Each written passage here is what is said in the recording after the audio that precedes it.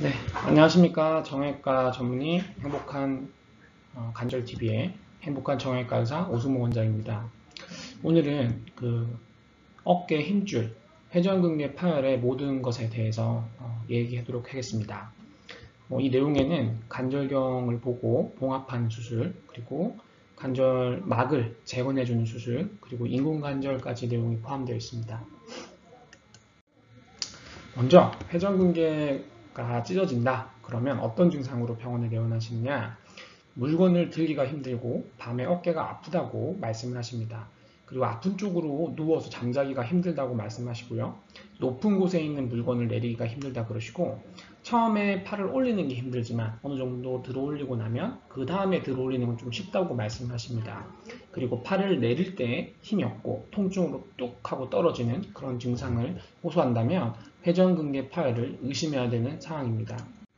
자, 그러면 회전근개라는 게 무엇이냐? 자, 회전근개는 근육입니다. 어깨를 둘러싸고 있는 근육이라 보시면 되겠고, 저희가 모형에서 보시면 지금처럼 어깨 모형에서는 어깨, 뼈, 상완골두를 둘러싸고 있는 이런 힘줄들을 회전근개라고 부르고요. 슬라이드 화면을 보시게 되면 총 4개의 근육을 그려놨는데 왼쪽의 그림의 앞쪽 화면에는 견갑하근이라는 근육이 있고요. 그리고 어깨 견봉이라는 뼈, 여기 만져지는 이 뼈 아래쪽에는 극상근이라는 근육이 있습니다. 그리고 뒤쪽을 보시면 극상근이라는 근육이 날개뼈 위에 붙어 있기 때문에 극상근이라고 부르고, 그 아래쪽에는 극하근이라는 근육이 날개뼈 여기 있는 날개뼈 쪽에 아래쪽에 있기 때문에 극하근이라고 부릅니다. 이외에도 소원근이라는 근육이 뒤쪽에 붙어 있습니다. 그래서 정리를 하자면 극상근과 견갑하근 그리고 극하근, 소원근이 이 4개의 어깨를 들어올리는 근육이 상완 골두에 붙어 있고, 이것을 우리가 회전근개 근육이라고 부른다는 것입니다. 자, 그렇다면 회전근개 근육의 끝부분을 우리가 힘줄이라 부르는데요. 근육의 끝부분을 힘줄이라 부르고, 이제 극상근의 힘줄 끝부분을 극상건이라 부르고, 이 극상건은 정면에서 바라보게 되면 견봉 아래에서 기능을 하고 있고, 이것이 삼각근으로 덮여져 있습니다. 측면에서 바라보시게 되면 앞쪽에는 견갑하건이 있고, 뒤쪽에는 극하건과 소원근이 있고, 그 상부에는 극상건이 존재하게 됩니다. 그래서 우리가 회전근개 파열이다 그러면 회전근개가 상완 골두에 붙는 힘줄 부위에 파열, 찢어진 것을 이야기하고요.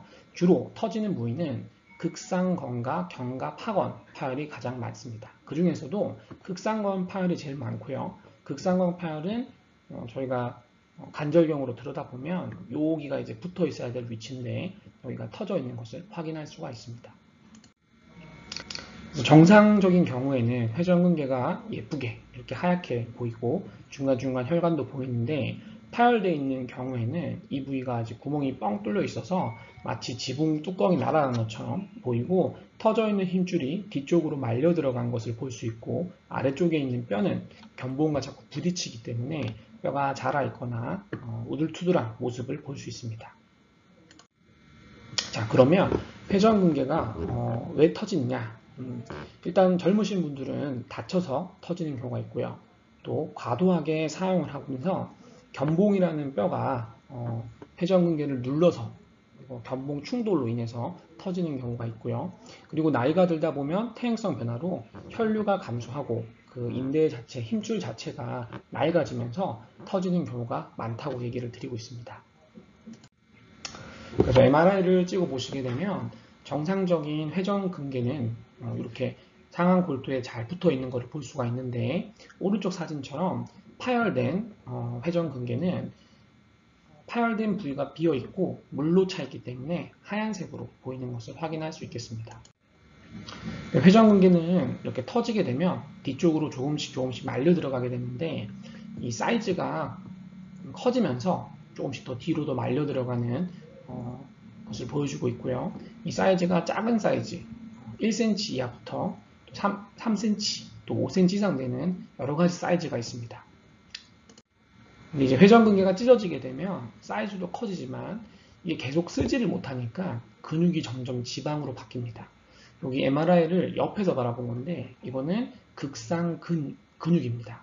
근육은 까만색으로 보이고 주변에 이제 하얀색이 이제 지방이라고 보면 되는데 이게 회전근개가 터진 다음에 시간이 이제 지나가게 되면 지방화가 진행이 되고 근육이 지방으로 점점 바뀌면서 까만색 부분인 근육의 포션이 점점 줄어드는 걸 볼 수가 있고 마지막 사진 같은 경우에는 아주 심하게 지방화된 모습을 볼 수 있겠습니다. 그래서 정상이랑 비교하면 심하게 지방화된 경우에는 이렇게 모식도로 보면 근섬유들이 많이 줄어들고 주변의 근섬유들이 쓰질 않으니까 지방으로 변성되어서 조그맣게 쪼그라든 모습을 볼 수 있고 이 쪼그라든 근육의 범위가 20% 이하라면 25% 이하라면 저희가 봉합 후에도 다시 재파열이 발생하거나 결과가 안 좋을 수 있다고 말씀을 드립니다. 그럼 이제 회전근개는 어떻게 꼬매느냐? 저희가 관절경을 이용해서 봉합을 하게 됩니다. 이렇게 터져 있는 회전근개를 이렇게 실로 이제 묶어서 눌러주는 수술을 하게 되는데요. 그 뼈에다가 붙여야 되기 때문에 뼈에다가 뼈 성분으로 된 나사를 하나 박습니다. 그리고 이 나사는 뼈 성분으로 되어 있기 때문에 나중에 굳이 뽑을 필요가 없습니다. 그래서 여기에 달려있는 칼로밖에 끊을 수 없는 실을 가지고 이 실을 이용해서 옆에 보이는 것처럼 우리가 일단은 묶어주고 그 실을 다시 하나씩 빼서 다시 나사를 2개를 더 박습니다. 이렇게 이제 크로스해서 눌러주게 되면 회전근개가 잘 붙게 됩니다. 회전근개 수술을 다 마친 사진이고요. 그래서 회전근개를 꼬매기 전과 후에 MRI를 비교를 해보시면 수술 전에는 회전근개가 터져서 뒤로 말려 들어간 것이 확인되지만 수술 후에는 까맣게 회전근개가 잘 붙어 있는 것을 확인할 수 있고 우리가 상완 골두에 삽입한 뼈 성분의 나사 또한 제 위치에 잘 박혀 있는 것을 볼 수 있습니다. 회전근개를 꼬매고 난 다음에는 또 터지는 게 제일 문제입니다. 보통 저희가 봉합을 하고 난 다음에 재파열 확률이 10에서 15% 정도 있다고 말씀을 드리는데요. 이런 파열을 막기 위해서는 4에서 6주간은 보조기를 잘 착용하는 것이 중요하고요. 보조기는 파열된 힘줄을 꼬매놨기 때문에 봉합된 힘줄의 긴장을 최소화하는 위치로 착용하게 됩니다. 어깨에 힘줄을 꼬맸다고 하면 팔을 살짝 벌리게 되면 이쪽 힘줄이 좀 긴장이 줄어들고요. 그리고 팔을 돌리거나 들어 올리는 것을 막기 위해서 왜냐하면 이 팔의 무게가 우리가 꼬매놓은 힘줄을 떨어뜨릴 수 있기 때문에 바르게 착용하는 것이 중요하시겠고 공을 쥐거나 팔꿈치를 편다거나 어깨를 으쓱으쓱 하는 거나 뒤로 견갑골을 모아주는 운동들은 가능하다고 말씀을 드립니다. 그래서 재활을 보시게 되면 일단은 일반적인 파열 같은 경우에는 4주를 착용하지만 광범위하게 사이즈가 큰 파열이거나 혹은 다시 터진 경우 재파열일 경우에는 6주 내지 8주 정도를 보조기 착용을 추천을 드리고요. 그리고 각도, 팔을 이렇게 들어올리는, 스스로 들어올리는 것 말고 기계로 들어올리거나 책상이나 테이블을 이용해서 들어올리는 운동은 파열 정도에 따라 다르지만 90도로 제한을 두거나 혹은 제한 없이 진행을 하게 됩니다. 파열이 크면 90도로 제한을 하거나 운동을 시키지 않고 파열이 작다면 제한 없이 각도 운동을 시키고 있습니다. 그리고 수술 후 6주가 되시면 어느 정도 찔긴 막이 생기기 때문에 팔을 스스로 드는 것은 가능은 하지만 더 붙을 능력이 남아있기 때문에 팔을 스스로 들 때 이게 당기는 힘을 받기 때문에 가능하면 하지 말라고 말씀드리고요.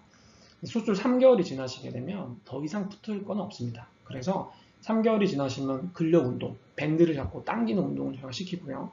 광범위 파열이나 사이즈가 큰 파열이나 다시 터진 경우, 재파열일 경우에는 안전하게 하기 위해서 4개월 정도 이후에 근력 운동을 시키고 있습니다. 근력 운동을 충분히 한 이후에 노동 복귀가 가능하다고 말씀을 드리고 일반적인 경우는 최소 3개월 수술하고 3개월 이후에 노동 복귀 가능합니다라고 말씀을 드리고 있습니다. 그래서 회전근개 파열은 진행하는 병입니다라고 말씀을 드리고 작은 파열이 중간 파열이 되고 중간 파열이 큰 파열이 되고 그것이 광범위 파열로 넘어가게 되면 나중에는 결국에는 어깨 관절염을 일으키는 병이기 때문에 증상이 있고 회전근개가 터졌다면 방치하지 마시고 치료를 받는 것을 추천을 드립니다. 왜 그러냐면 이게 강범위 파열이 아주 커지게 되면 수술이 어렵습니다. 먼저 우리가 아무리 그 봉합을 시켜주려고 해도 꼬매려고 해도 잡아 당겨도 당겨지지가 않아요. 그리고 터진 조직이 주변 조직이랑 막 눌러붙어 있습니다. 그리고 힘줄이 이미 지방으로 변성되어 있기 때문에 저희가 이제 봉합을 했을 때 봉합하지 않은 것보단 낫지만 좀 일찍 봉합을 했다면 이 지방으로 변한 근육 소실이 없을 텐데 그것을 조금 놓치지 않았나 그런 생각을 하고 있고, 또 조직이 오래되면 노화가 돼서 혈관이 적어서 재파열될 위험이 올라갑니다. 그렇기 때문에 강범위 파열 수술은 의사에게는 조금 어렵고 환자에게도 재활도 길어질 뿐더러 재파열 위험이 높아서 이게 더 커지기 전에 수술을 하는 것을 추천을 드리고 있습니다. 우리가 도저히 이거는 꼬맬 수 없다, 잡아 당겨오지 않는다 그러면 부분적으로 가까운 데 그냥 붙여드리거나, 요즘에는 좀 더 기술이 발전해서 합성 인대를 가지고 어깨에 연골비를 이렇게 덮어주는 그런 수술을 진행하고 있습니다. 상방 관절막 재건술이라고 부르고요. 이 수술은 합성 인대가 그 기능은 힘줄처럼 기능은 못하지만 인대 힘줄처럼 기능은 못하지만 위쪽을 덮어주게 되면 덮어져 있는 그 막에다가 주변에 있는 근육의 힘줄들을 꿰매주게 되면 그 자체가 어느 정도 케이블처럼 형상을 해서 같이 들어올릴 수 있게 도와주고, 두 번째로 그 위쪽에 상완 골두가 견봉과 바로 다이렉트로 닿는 것을 막아주기 때문에 관절염을 막아주는 효과가 있다고 말씀드리고 있고, 실제로 수술 시행 시에 결과가 좋아서 봉합하기 힘든 회전근개 파열의 경우, 나이가 젊은 경우에는 상방 관절막 재건술을 추천드리고 있습니다. 사진에 보시면 수술 전에 이렇게 뻥 뚫려 있던 게 수술 후에 이렇게 관절막으로 잘 덮여져 있는 것을 확인할 수가 있습니다. 상방 관절막 재건술 전의 MRI는 이 상완 골두가 견봉과 맞닿아 있지만 수술 후에는 그 사이에 그 상방 관절막이 잘 막아준 것을 확인할 수가 있고요. 그리고 나이가 65세에서 70세 이상 되시는 분에서 이미 관절염이 많이 진행을 했다. 지금 사진처럼 이 상완 골두가 견봉과 맞닿아 있고 견봉에 뼈가 많이 자라 있고 이런 상태라 그러시면 인공관절을 할 수밖에 없는데, 인공관절은 우리 원래 동그란 볼이 컵에 얹혀 있는 모양과 반대로 컵 위에 볼이 얹혀주는 이런 방식으로 수술하기 때문에 역행성이다. 뒤집는다는 소리에 역행성이라고 얘기를 드리고, 역행성으로 해야지 회전근개가 없더라도 우리가 삼각근이 힘을 잘, 지렛대 원리를 이용해서 힘을 잘 받아서 팔을 쉽게 들어올릴 수 있다고 말씀드리고 있습니다. 네, 저의 강의는 여기까지고요. 오늘 강의를 요약을 하자면 회전근개는 팔을 들어올리는 근육의 힘줄이다 라고 보시면 되고, 회전근개 파열이 작다면은 이제 충분히 약물이나 운동치료를 통해서 파열이 증가하는 것을 막아주시도록 하고, 진행하시게 되면 파열의 크기가 커지고 근육이 지방으로 바뀌기 때문에 봉합을 할 수 있을 때 봉합을 하는 것이 좋겠다라고 말씀드리고요. 그리고 봉합이 불가능한 경우라도 상방관절 재건술이나 인공관절이 있기 때문에 치료는 가능하다 이렇게 말씀을 드리겠습니다. 이상으로 저희 강의를 모두 마치겠고, 행복한 관절TV 그리고 행복한 정형외과 의사 블로그를 운영하고 있는 정형외과 의사 오승목입니다. 구독과 좋아요 부탁드립니다. 감사합니다.